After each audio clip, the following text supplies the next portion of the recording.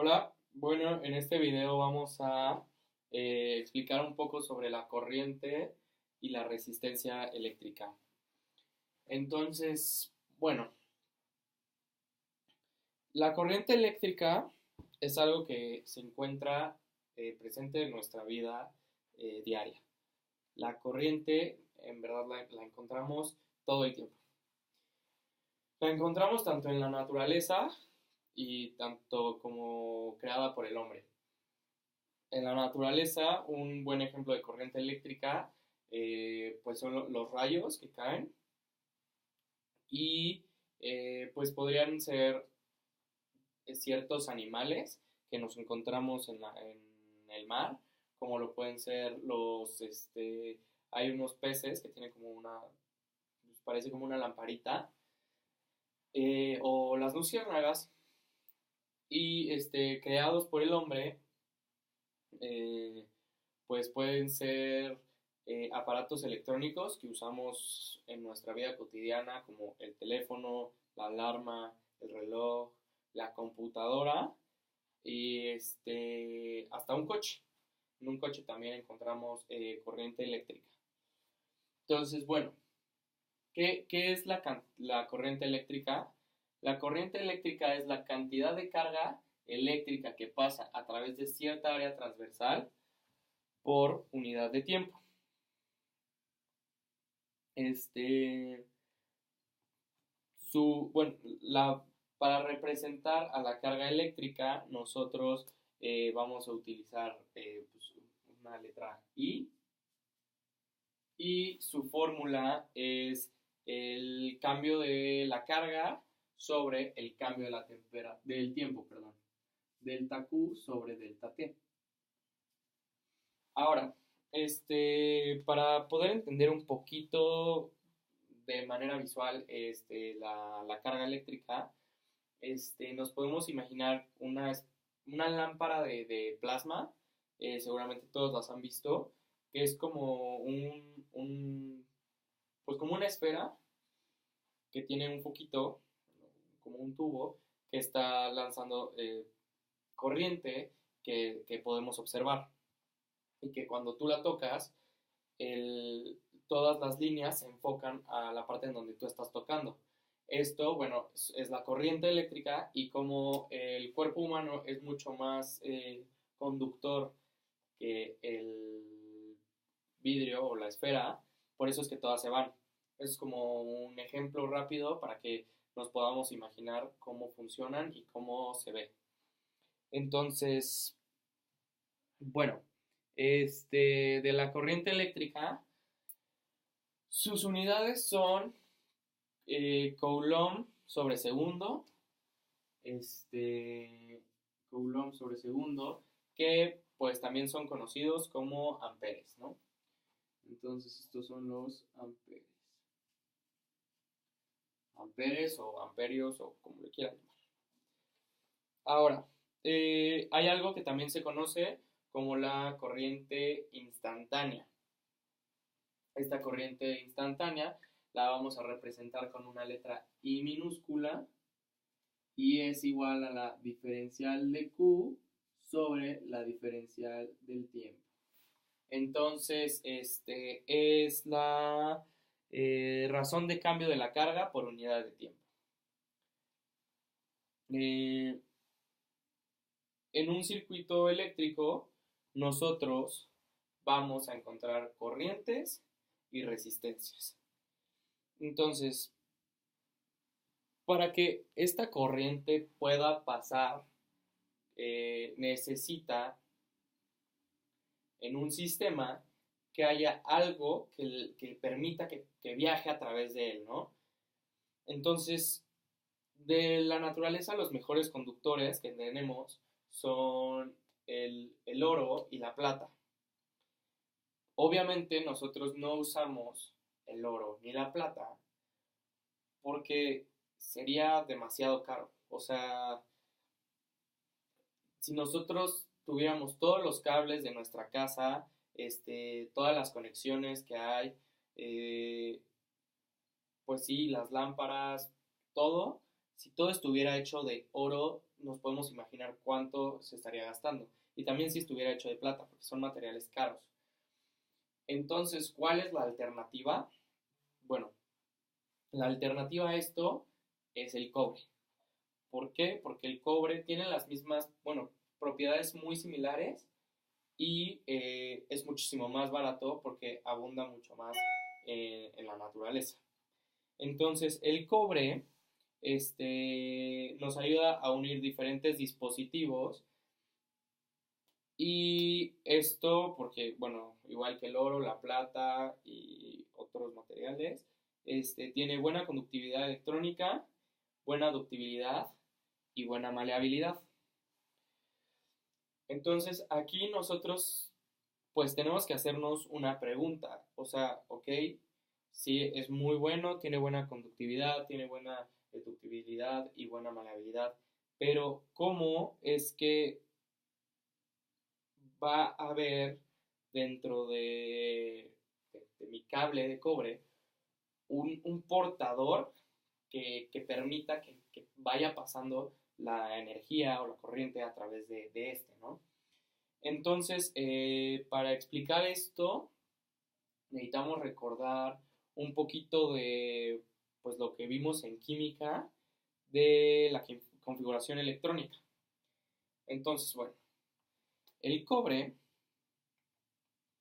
va a tener en el nivel 1s, vamos a ver que va a tener a sus dos electrones. Sí, todos sus electrones van a estar ocupados. Entonces vamos a tener hacia arriba y hacia abajo. Luego en el siguiente nivel, que va a ser el 2s, igual van a estar todos ocupados. 2s, abajo y arriba van a estar ocupados. El siguiente nivel, que es el 3p, va a tener todos sus electrones ocupados. Abajo, arriba, abajo, arriba, abajo, arriba. El siguiente nivel, que es el 3s, van a estar todos ocupados. Abajo, arriba, abajo, vamos abajo y arriba. Y el último nivel, que es el 4D, no, 3, al que sigue es 3P, perdón, no, el que sigue es el, sí, sigue el 3P, aquí me equivoqué, no es 3P, es 2P, sigue el 3P, igual va a tener todos ocupados. Ahora el que sigue va a ser el 3D, ¿sí? Va a ser el 3D, en donde igual van a estar todos ocupados.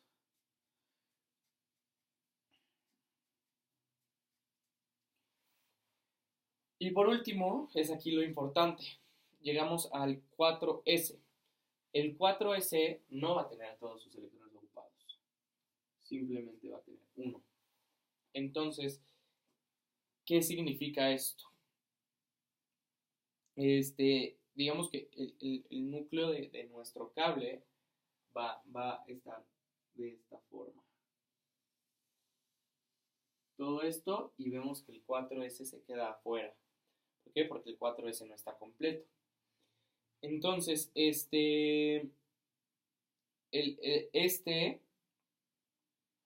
hace que respecto al núcleo se debilite. Hace que respecto al núcleo se debilite. Entonces, el enlace no es muy bueno. Y deja un electrón libre, que es el que le falta porque no está completo.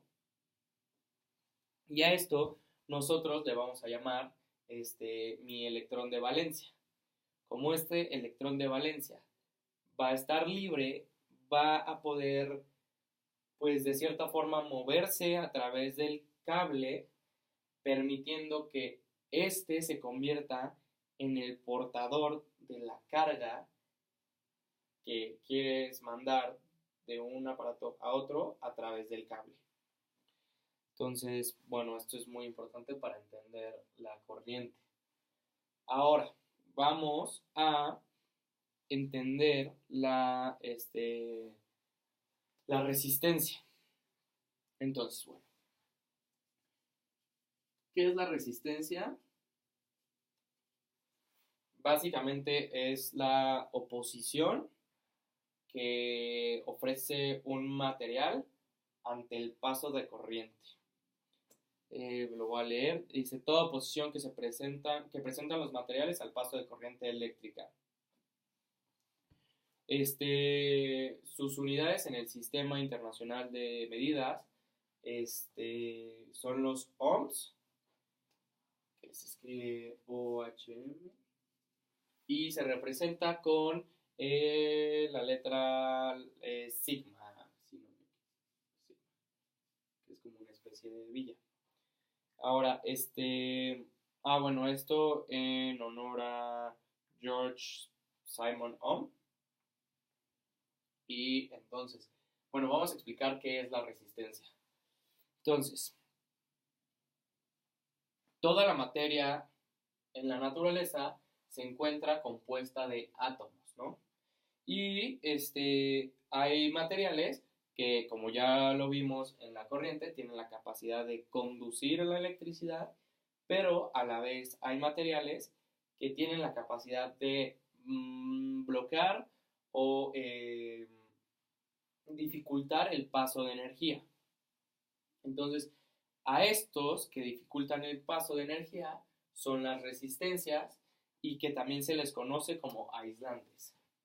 Entonces, bueno, más bien los aislantes nos van a ofrecer una cierta resistencia dentro de un circuito eléctrico.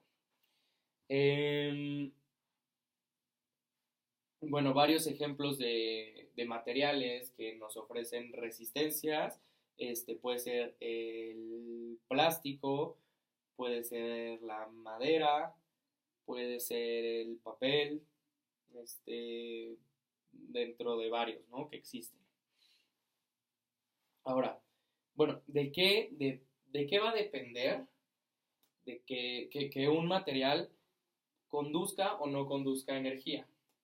Va a depender de tres cosas principalmente, que son va a depender de cuatro cosas, y esto si nosotros seguimos hablando de cables, esto para seguir un poco con el tema del cable de cobre.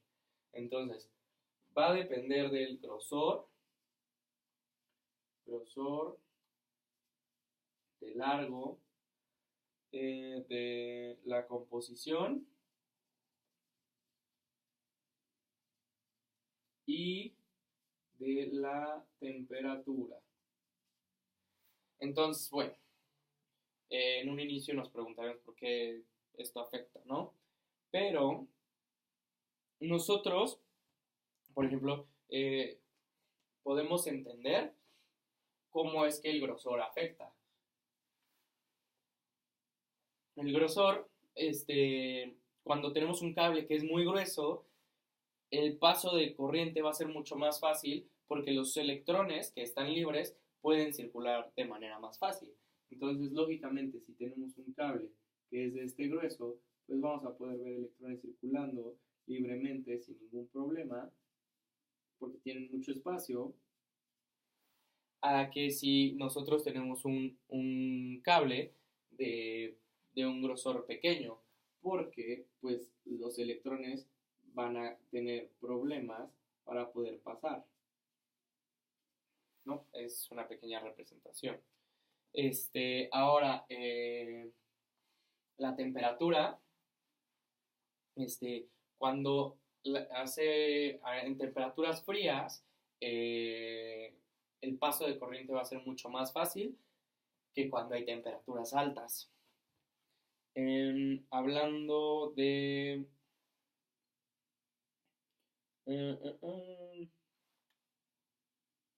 perdón. Y lo mismo va a pasar cuando hablamos de lo largo y de la composición del cable. Bueno, sí, del cable. Nada más quiero mencionar que a este grosor se le conoce como calibre. Y ya.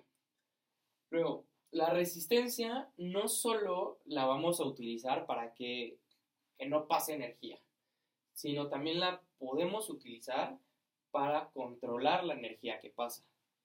Entonces, no solo se trata de aislar por completo un circuito y hacer que la energía ya no pase y se bloquee, sino que podemos encontrar la forma de que nosotros moderemos cuánto pase y el aparato al que queremos llegar tenga un mejor funcionamiento. En unos minutos daré un ejemplo de esto. Entonces, existen, como ya vimos, existen muchos materiales y dependiendo de su valor ómnico, creo que es su valor, sí, ómico, van a poder frenar mucho o poquito el paso de la corriente. Ok, entonces el ejemplo que quería mencionar es, por ejemplo, si nosotros tenemos una batería con un switch y un circuito armado, ¿no?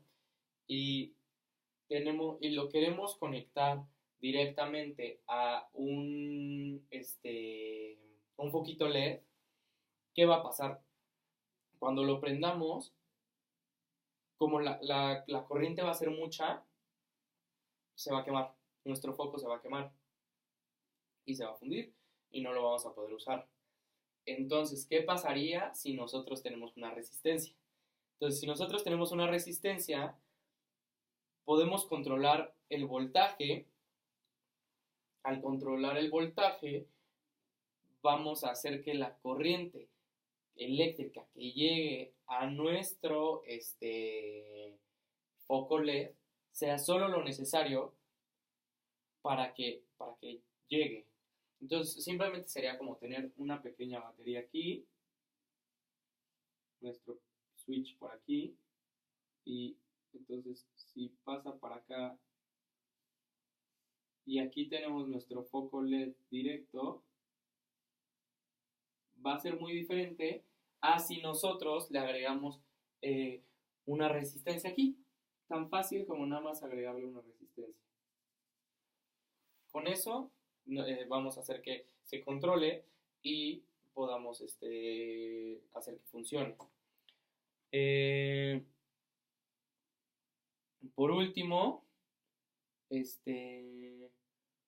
pues justo como, o sea, este ejemplo nos ayuda a entender que las resistencias son muy importantes, son extremadamente importantes para que todo lo que nosotros usemos funcione. O sea, justo como vimos, no en la naturaleza, pero en lo que se creó por el hombre, existe corriente eléctrica en todos lados y si nosotros no hubiéramos encontrado la forma de moderar esta corriente eléctrica, no podríamos usarla.